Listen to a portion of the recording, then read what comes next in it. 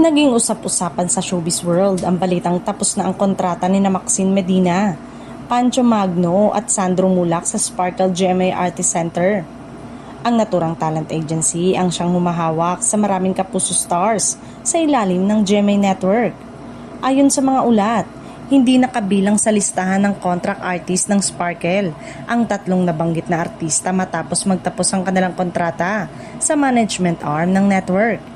Dahil dito, maraming netizen at fans ang nagtanong kung ano na nga ba ang susunod na hakbang sa kanika nilang mga karera sa industriya ng showbiz.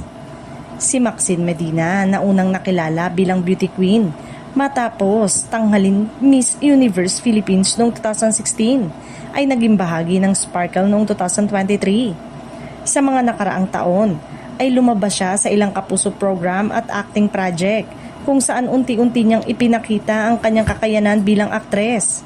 Samantala, matagal na rin kilala sa Kapuso Network si Pancho Magno dahil sa kanyang mga pagganap sa iba't ibang teleserye at drama series. Kilala siya sa mga supporting role na nagbigay kulay sa maraming proyekto ng network. Kaya naman, may mga fans na umaasang magpapatuloy pa rin ang kanyang pag-arte sa telebisyon kahit natapos na ang kontrata sa Sparkle. Hindi rin nagpahuli si Sandro Mulak, anak ng veteranong aktor na si Nino Mulak, na unti-unti ring nakilala sa industriya.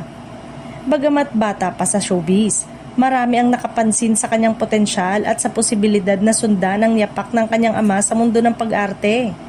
Sa ngayon ay wala pang opisyal na pahayag mula kina Maxine, Pancho at Sandro tungkol sa kanilang mga susunod na plano.